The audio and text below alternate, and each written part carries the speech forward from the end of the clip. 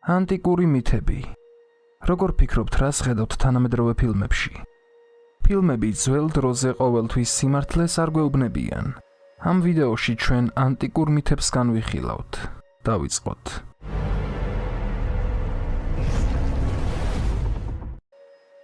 გიჟური ორგიები.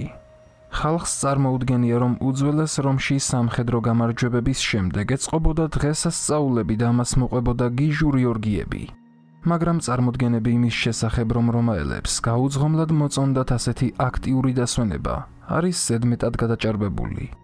ამ ყველაფრის შესახებ ჩვენ ვიგებთ ჭორებიდან, რომლებიც ჩვეულებრივი მოქალაქეებიდან მოდიოდა, ასევე გვიანდელ ამბებში, რომლებსაც ყვებიან თითქოს და მონაწილეები.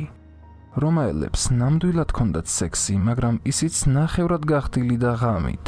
რა თქმა უნდა, მდიდრებს სექსი ჰქონდათ თავიანთი მოსამსახურეების თვალწინ, მაგრამ ისინი მოსამსახურეებს აღიქვამდნენ რაღაც ავეჯის მსგავს ადამიანებად.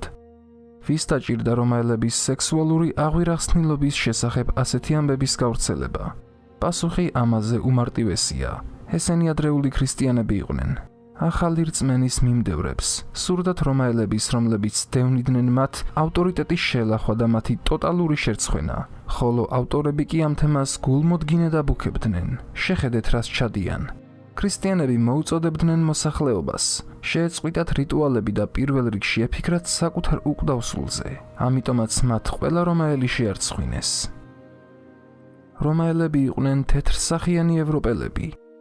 თუ კი თქვენ გთხოვენ და ახასიათოთ ტიპიური რომაელი, რეზულტატი იქნება ამდაგვარი. თეთრი, ევროპული ტიპის ფართო ბეჭების მქონე კაცი მუზარადით.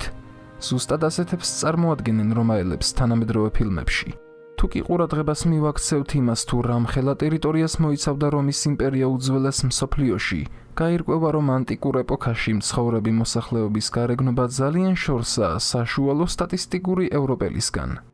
გიგანტურ ეთნიკურ ქვაბში იხარშებოდნენ ჩრდილოეთ აფრიკის და დასავლეთ აზიის ხალხი, ასევე ებრაელები, ბერძნები, თვითონ რომაელები, უფრო წვრილი ტომები და კულტურები.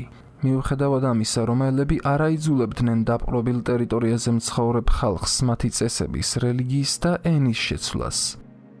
ტოლერანტულობაზე მიუთითებს ისიც, რომ რომის ორი იმპერატორი იყო ჩრდილოეთ აფრიკელი, ლუციუს სეპტიმიუს სევერუსი და მარკუს ოპელიუს მაკრინიუსი. იმპერია ატარებდა რბილ პოლიტიკას მრავალრიცხოვანი კელტების, იუდეველების, მავრების და გალების მიმართ. მთავარია ის, რომ ისინი იხდიდნენ გადასახადებს, არ არღვევდნენ კანონს და ემსახურებოდნენ რომაულ არმიას. დღევანდელი ვიდეო 3-ით დასრულდა. იმედი მაქვს მოგეწონათ. გემშვიდობებით მომავალ ვიდეომდე. დროებით.